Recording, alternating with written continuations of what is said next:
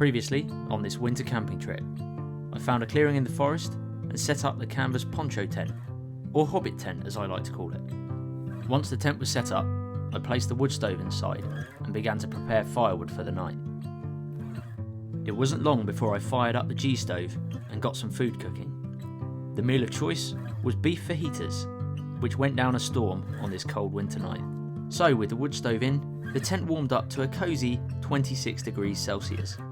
After a few beers to chase down the fajitas, it was time for bed. For those that are wondering, the link to the full first episode is in the video description below. Join me now the following morning as I prep more firewood to get the stove going again and cook up some breakfast.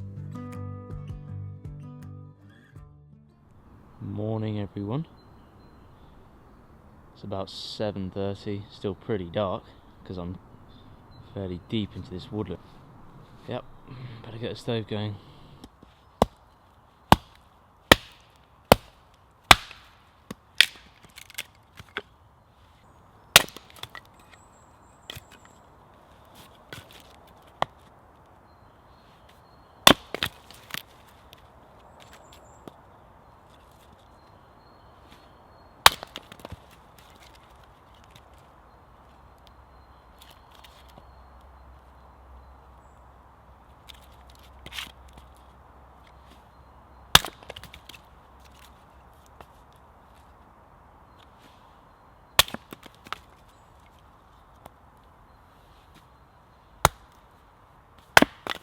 It's dangerous times when you're tired using an axe in the morning, so doing things a little bit slower today because accidents can happen, mostly when people are tired, especially with tools and things like that, so I'm just taking my time. There's frost this morning, so it obviously got down to freezing, but now let's say it's just above, which is fine for me.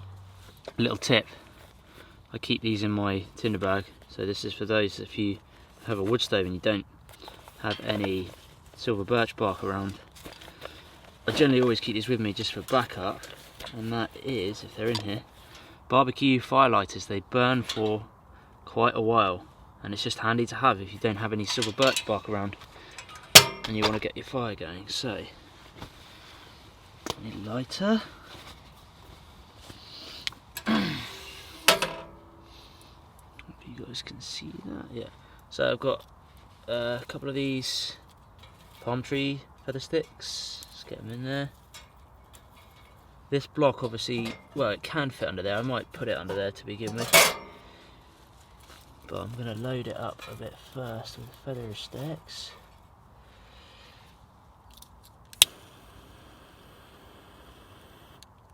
There you go. Just want to get it going first a bit, so they can go out if you don't get them going fairly quickly.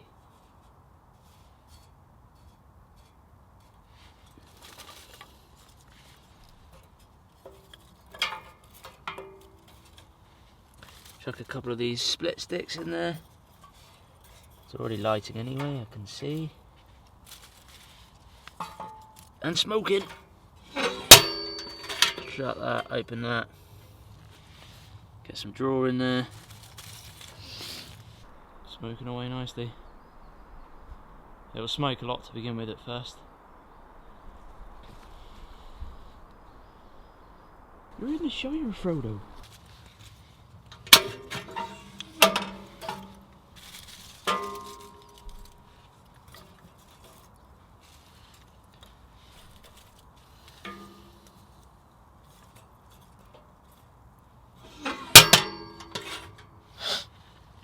So, benefit being of the wood burner is I can get a... Oh, I've not got much water. Let's do a porridge first, I think. And then see if I can do kuksa for some tea. So, I've got some water in there for porridge. Maybe a little bit more. That's getting warm already. And because there's barely any water in it, because I'm having porridge, that will boil pretty quickly. Just make sure while it's cold, put the handles out so they're easy to grab. And I'm going to pop the lid on. There we go. Camp set up already. That is boiling already. That is super fast. Yep, we're boiling. I'm in love with this stove. Absolutely in love with it. Finally, hopefully, gonna get the porridge game right. Always get it wrong. Oh.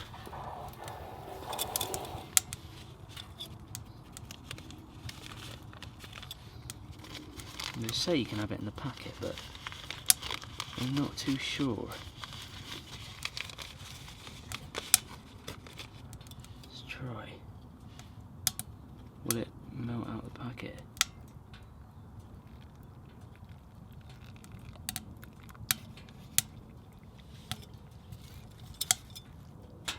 Do you know what? I think I've nailed it. I think I've nailed the porridge game. Yes! A little bit more water. Whoa!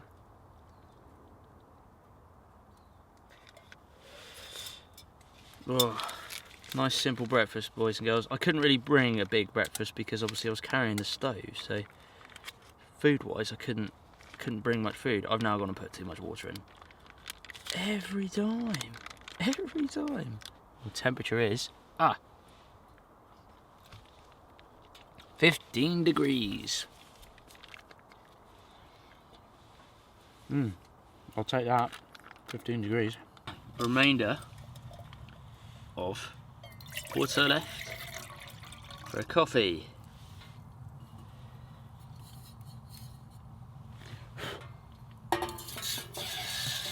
Wow.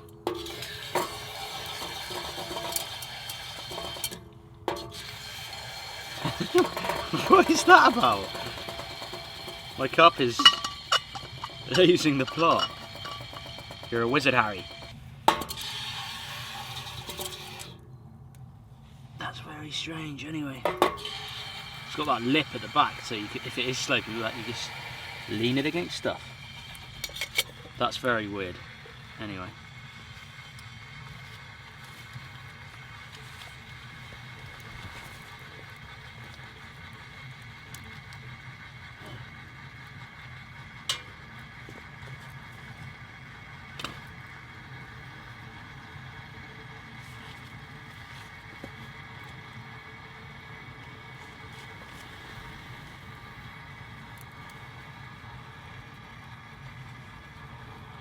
So guys, I have to show you this amazing kuksa that a subscriber of mine sent me.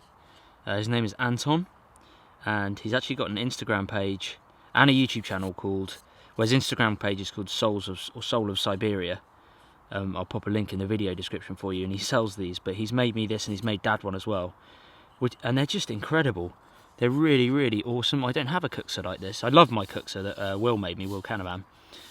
He's awesome. But Anton, this is amazing, man. Thank you so much. I don't know how you've got that sort of darkened pattern to it. I want to say have you burnt it maybe? I'll have to ask Anton. But that is awesome, and look, you can even see, if that will focus, you can see the individual, like you can see the imperfections in it, like the knots, the knot of wood there, which I love. That just gives it that rawness. And then he's etched in a sort of Viking-like tree there, tree logo. He's done some sort of etching and scratching here.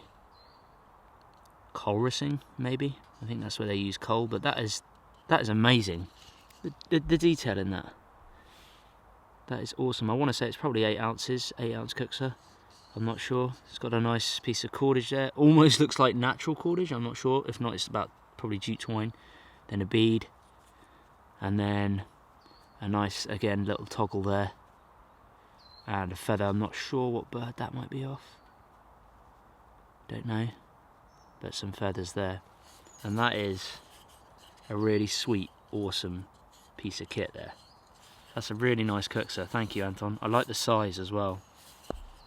He's made Dad one as well, which is really cool. Very similar. I think Dad's is slightly smaller, but that's really nice of him. Thank you, Anton, man. Really appreciate it. And I'm going to christen it with some instant coffee. Sadly, it's not coffee with beans that I grind up normally like I do at home, but it's a bit of instant. Well, there's quite a lot in there actually. So the stove is firing away nicely.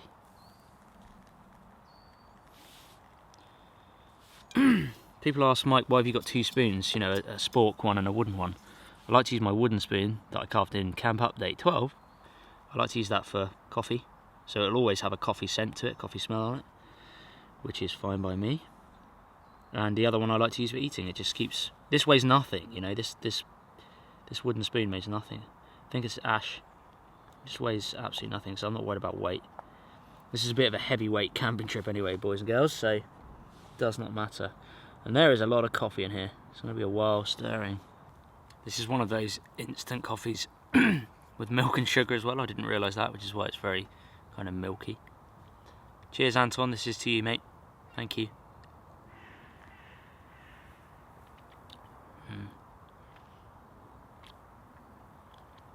That's awesome. That's such a cool kuksa. My kuksa collection is growing. That's really cool though.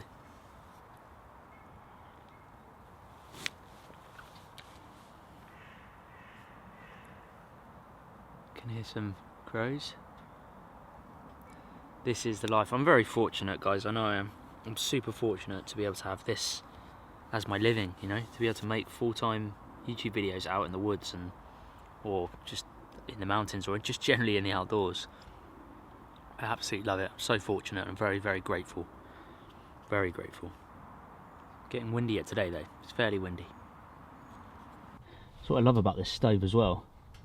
Just using that rag all the time. Obviously it's always wet. It dries in about 2 minutes, not even that, maybe a minute. Just next to this stove. Love it. It's getting lighter now, so you can see stove set up, tent set up. It's not smoking because it's burning super efficient. The spark arrestor is getting slightly clogged because I've got the flue lower than normal, but should be okay for the rest of the day.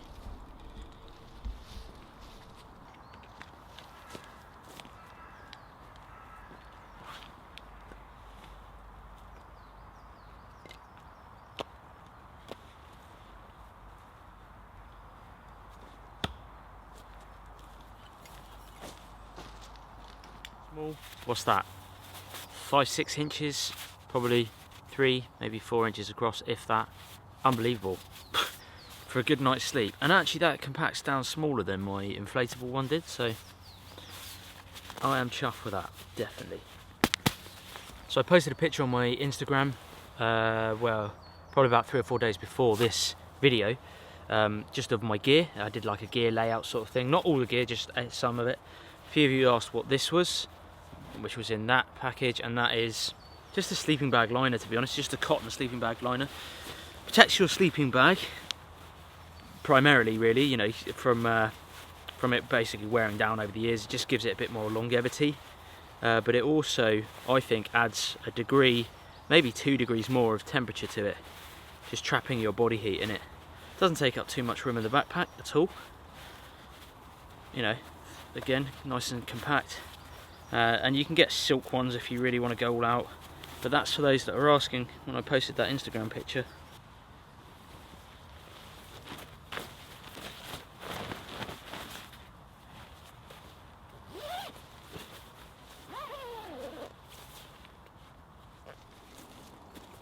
Just so you guys can get an idea of the hobbit tent, the Polish Levu.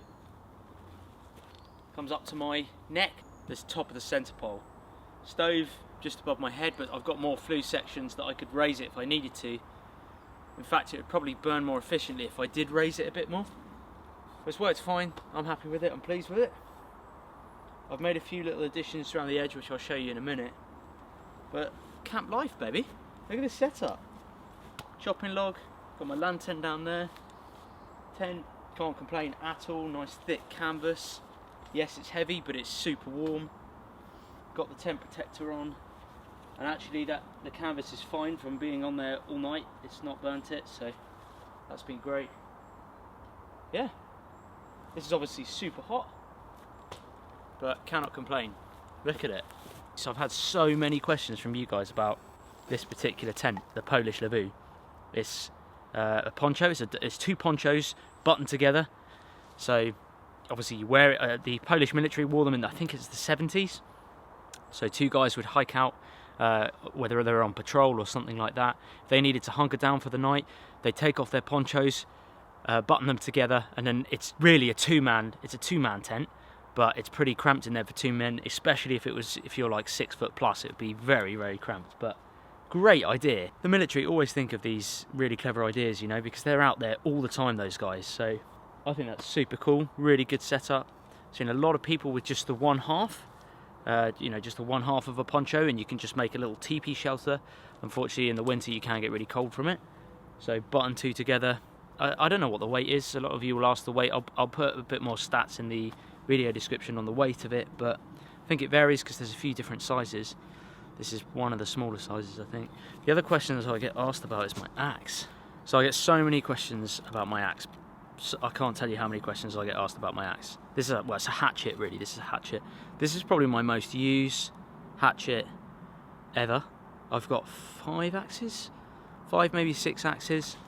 Different brands, different makes. I always keep coming back to this one purely because it's unbelievable value for money. It really is. I think it's something, I bought it for something like 20 quid, maybe even 15 quid at the time. This was a couple of years ago now. It's a Husqvarna, Swedish make. I think that's how you pronounce it, Husqvarna.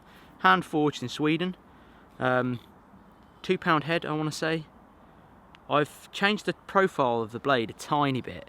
At the end here you can see where I've beveled it a little bit, just to give it a little bit more power, make it less brittle. It comes super sharp. Like most tools generally when you get them, it comes sharp, but this came really, really sharp. But what I'm impressed with is, the longer term subscribers will have seen me, I know it's not great practice, but battering in stakes with this axe. In most of the camp update videos I'm battering in stakes with this axe, and it's still going. You know it's a good axe if the head's not flying off all the time and you've got to replace the handle. That's a couple of years worth of bashing all the time that I'm at camp, and there's been a slight bit of movement, but not loads. It's still going really well. I'm still super impressed by it. So dead chuffed. I think it's an 18-inch shelf or handle, about 18 inches. Quite top heavy with an 18-inch handle and a £2 head. So you know you do have to, for light work, it aches your wrist a bit if you're carving and things like that. I don't usually use it for carving, but splitting, unbelievable, because it's got quite a fat bit on it, fat here, which means when as it splits, it pushes that wood out really easily. So it's great for splitting, which is what I do most of the time. And you know I can get most jobs done with this axe that I could do with my 24-inch axe and £3 head. So you know it varies, but I'm happy enough with it. Aged pretty well in the handle where I've used it so much. But that was one of the questions I get quite a lot of asks. Oh, the other question all the time, I think I'm finally going to answer this one. My pants, you guys call them pants, I call them trousers over here in England. This is the most asked question on my channel, fact, and my Instagram. What are the pants that I wear, the trousers with the knee patches? So these are Pinewood Laplands. You can get Fjallraven ones, obviously. They're a lot more expensive, probably better quality.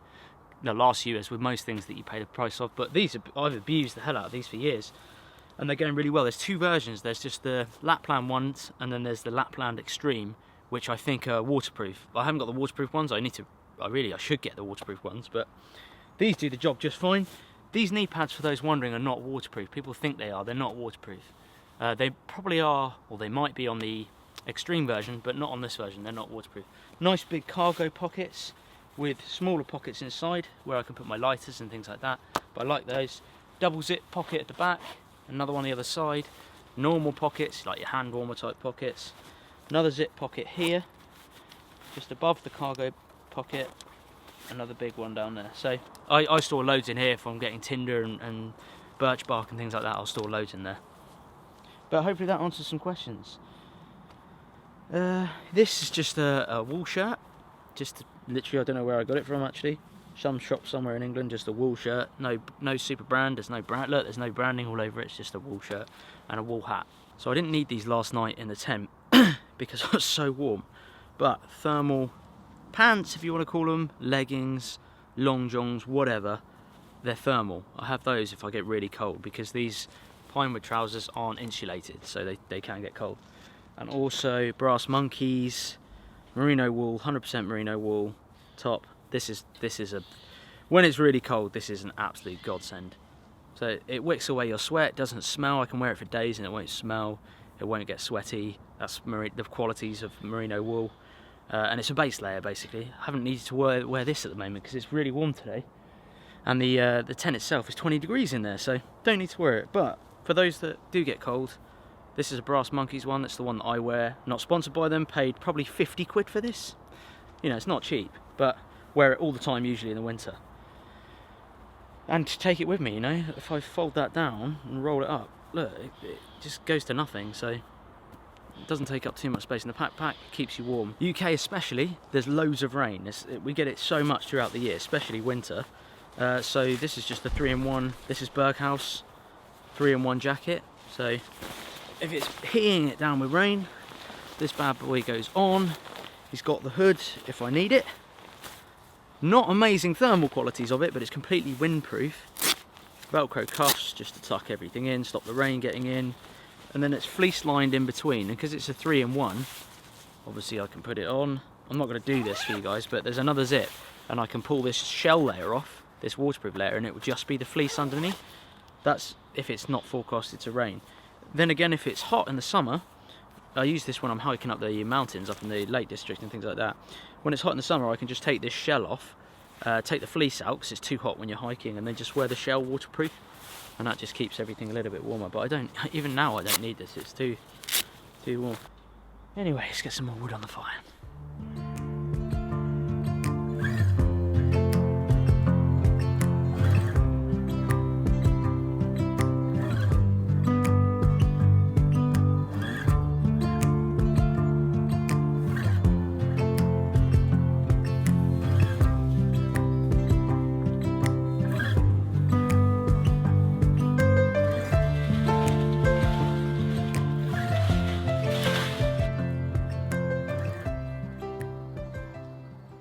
So I mentioned, well, yesterday I think it was, earlier on in the video, about the customizations I've done to this tent. One of the ones is, it's got little rivets here where you'd normally put the tent peg, but what that does is it pinches the whole canvas down to the forest floor.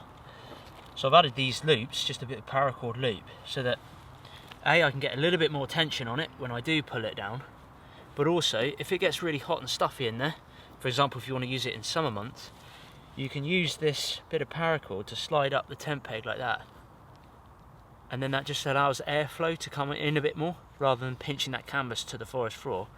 It allows the air to flow in. Now obviously in winter I'd want that cinched down like that, so I could either put the tent stake in that hole, or I could just pull it tight and do it like that. But the more vertical I leave this tent stake, the higher I can get a gap underneath for the airflow. So little tip there for you guys.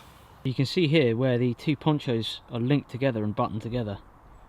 That's the armholes there. One armhole there, one armhole there. Same the other side. And that's where I've got the stove coming out. And where the centre peg is, that's the hood of the poncho itself, just here. And they're doubled over and reinforced canvas as well to stop the stakes going through it. Hanging my sleeping bag over there, because it's a down bag. Drying it out. Absolutely love this tent, going to be using it loads. The ground sheet was awesome, did its job. I didn't get muddy at all, doesn't take up any space once I've rolled it up. Living the life. So, stove is now cooled down enough for me to touch it. Probably fairly warm still down on the main stove itself, but the flues are cool enough.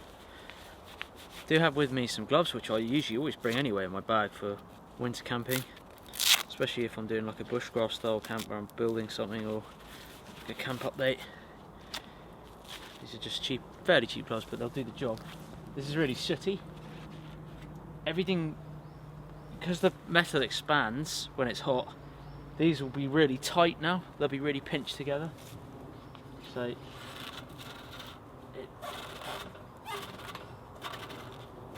see, that's way tighter than when I put it on. But that's not the design. The design's faultless. It's just the... I've got to rub all that soot off. If I was here for 3, maybe 4 days longer, I'd wipe this off pretty much every day, because the soot will eventually catch fire if you're not careful. Ah, that one wasn't too bad. Then, tent protector, which worked a dream.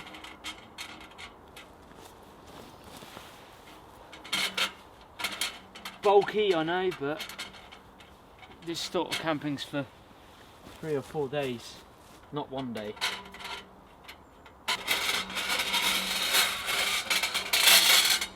There we go.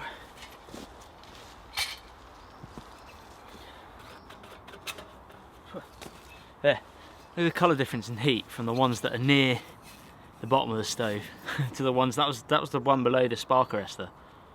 Just shows you the heat that's punched out by these stoves. And they're not too sooted up if you look. Some people think that's a really thin flue, that's not going to do well. It does do well. You could easily probably burn that 3 or 4 days, and before you'd have to probably give it a bit of a sweep, maybe even a week. But that's not sooted up too much at all. That's the top one as well near the spark arrestor. That one's a little bit more sooty. Probably can't see it on the camera there. What I use is a toilet bog brush to clean them, usually. Now we can just fold that out of the way. And now I can still let this cool down, because it's fairly hot. Let this cool down. But obviously I can now pack away the lavoo while I'm waiting for that to cool down.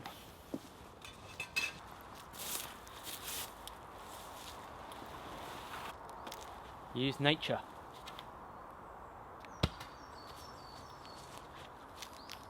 Don't do that at home, kids.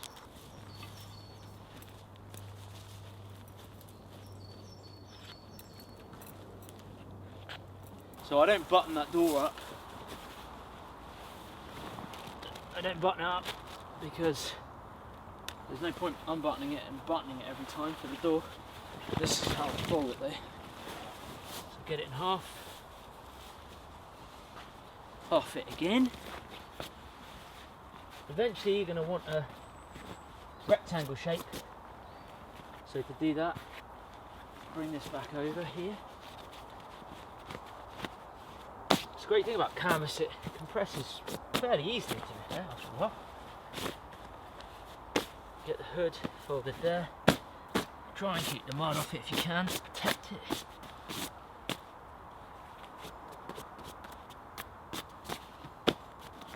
Then I'll measure the width has to be this wide, so that's bang on. Match it up the other end by folding. Can you see this, guys? Hopefully you can. Fold that in there. Fold that in there. So that's the hood. There's the sort of triangle that I've made there, and the hood just fits down in there, nice and neat. Just my way of doing it. Everyone's got their own way. Start up here. You need to crush it down a bit to get that canvas nice and compressed. All that fits just like that. Boom. Just got a sort of Canadian jam knot there, which wrap round one side. It's just a paracord handle. Eventually I'll get a bit of nylon webbing to do it, but get it even.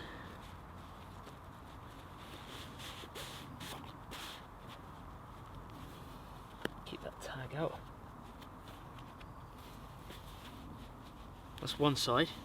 Then I come round, pinch it, wrap it under, around there, and now I can ratchet this side down, but I don't want to go two sides, so I want a handle. But a little quick release loop, just I go over, under, back through there. Leave the loop because that's going to be the quick release. Pull it tight, and there's my carry handle. It's ready to go in the bag. Got loads of little bits up in this top pouch of the bag. The bottom's pretty much empty bar my shamag, or shamag. Tent goes in. I could put this on the outside and my sleeping bag on the inside. Doesn't matter, for me anyway. That goes in like that.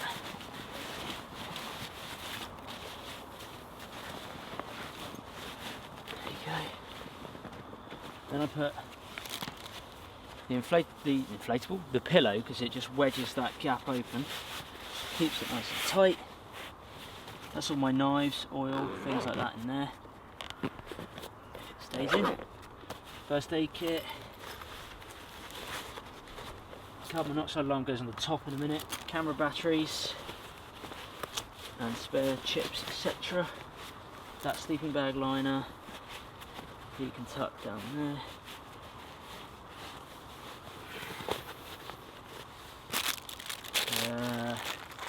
That's a fire steel from Woodstove. I didn't use it today, but they gave me a little fire steel as well. It's pretty neat. Tinder bag. At this point I need to expand my bag up a bit. Rubbish of food and all the rubbish and tins of beer and everything like that, that all goes in there. Spare camera lens. Then we can put this in, so it'll beep otherwise. My kuksa from Anton is in the top. Then I'm pretty much there. The thermometer and everything's already in, spare clothing's already actually in the bottom. Oh, I knew that would happen, that's that alarm. Right, he can come out actually, he go in my pocket. Good to know it works though.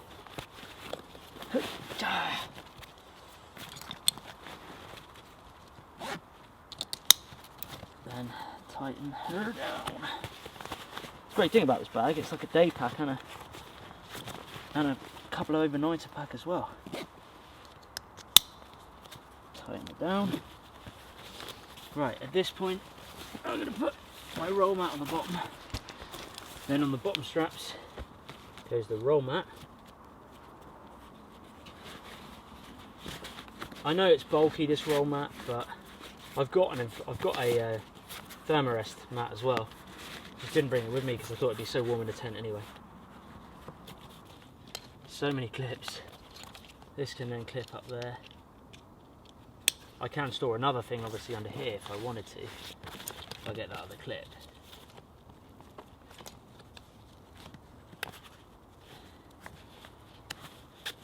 Yeah. I can store something else under here if I needed to, but obviously I don't, so I can cinch these down. Then while the bag's like that, get my saw, Boreal 21 under there. Then my axe with my custom sheath by Brian at Journeyman Handcraft. Cheers, Brian. He made this sheath literally by measurements and photos of the axe. He didn't even need my axe itself. Journeyman Handcraft. Okay. Yeah, that way. That clips in there. Tighten it down. And the bottom clips. Now I've got to put my sleeping bag away. This is, I've got a different bag. I'm not a fan of this bag if I'm honest. So I've got a better one with better filling, better down in it, better down rating.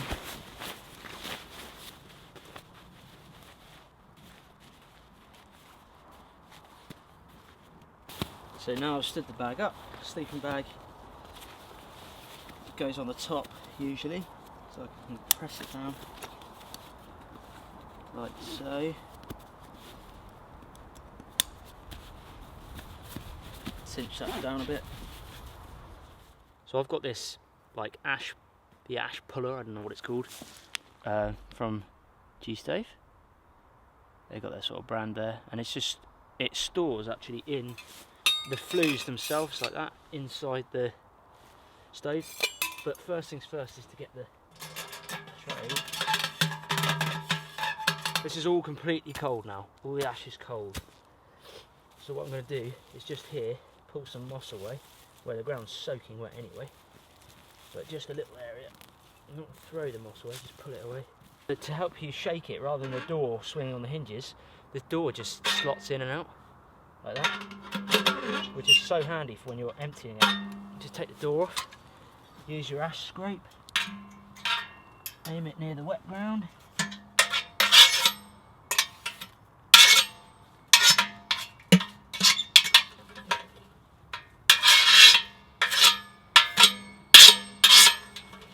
Give it a scrape,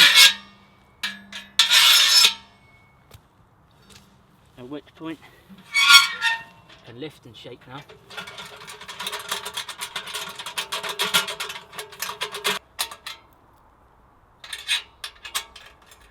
that.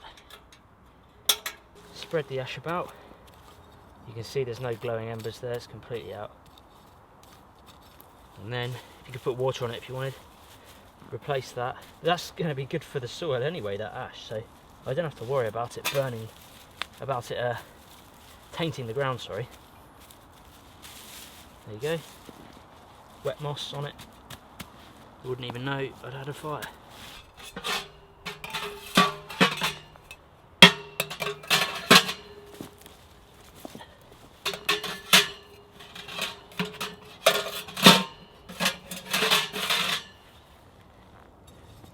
Then get the ash scraper, stick that in there,